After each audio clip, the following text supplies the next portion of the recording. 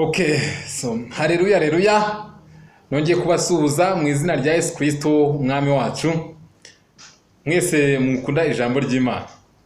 So, nkuko mumenyereye ni muri cya kiganiro twibukiranye cyangwa se duhugurane. Nabwiye ko ngiye ntigisha, ngenda ndibutsa nkanahugura. Kuko kwigisha ijambo ry'Imana ntaryo nzi ku buryo nakuvuga ngo ngiye kwigisha ijambo ry'Imana. Ngenda ndahugura nkanibutsa abakristo nkanibutsa n'abapagani. Nibutsa abakristo ko kubibutsa inzira turimo ijya mu ijuru.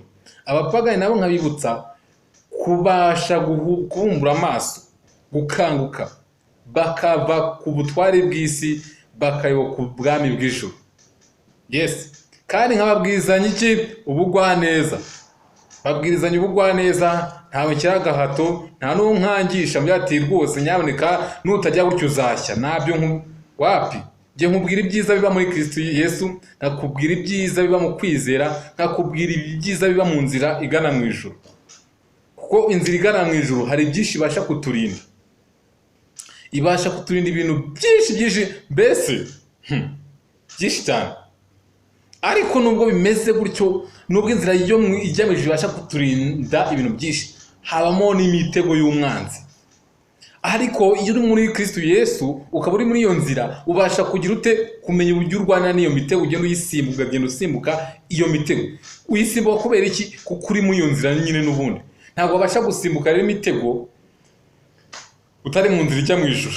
Okay, ariko ntaragira ngo reka mbanze subiza abantu bajya, hari abantu benshi bajya bakunze kumbaza ati se pasiteri ufite urusengero pasiteri ufite inama, bakristo cyangwa se inshuti zanjye bene data, nawe ubwawe mbaza gutyo, ni wowe rusengero.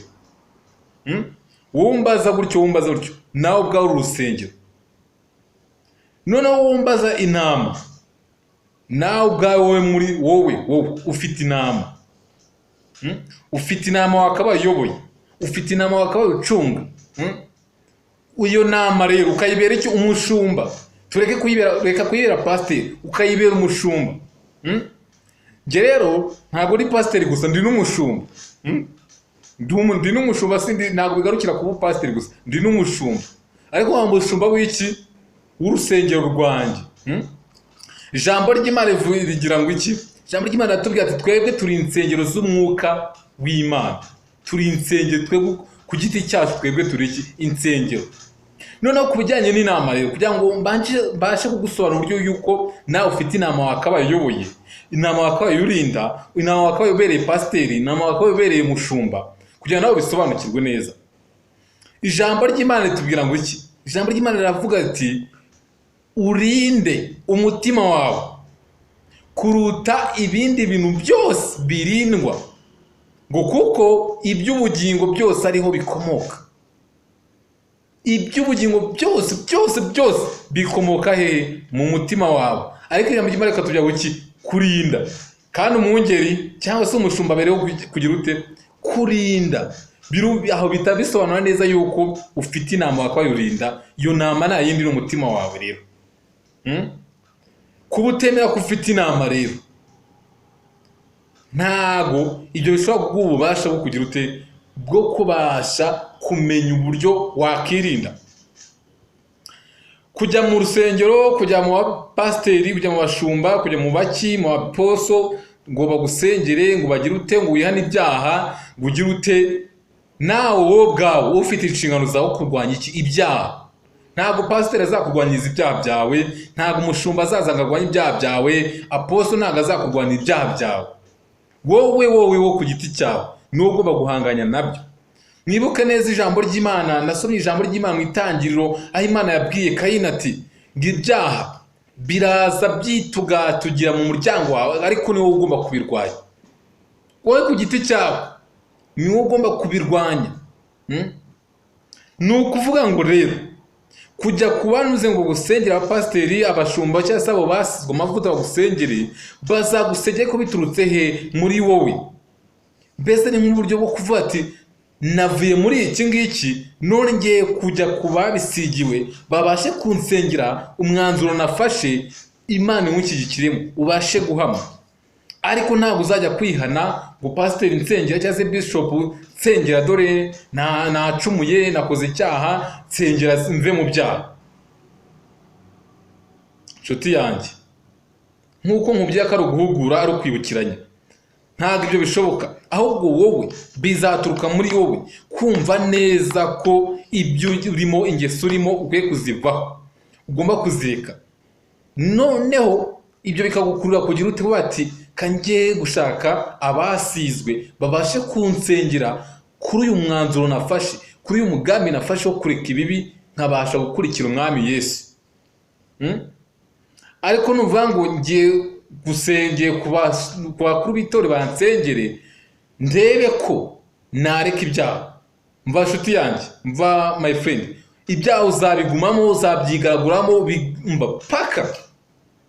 Ariko akanya ucyumva ijambo nkubwiye, wowe ubwawe ugomba kwisubiramo ugatekereza ku bugiraneza bw'Imana, ugatekereza ku rukundo Imana yagukunze, ugatekereza ukivuka, nako ntutekereze ukivuka, utekereze utaravuka, papa wawe atarahura na mama wawe, none uburyo baje guhura bakaza kubyara wowe. Mwibutse neza ko wavukiye hari abandi bahasigaye, hari abatarabashe kuharenga. Mwibutse neza ko aho warerewe, karitsiye warerewemo, hari abatarabashije gukura ngo babashe kugera mu kigero ugezemo.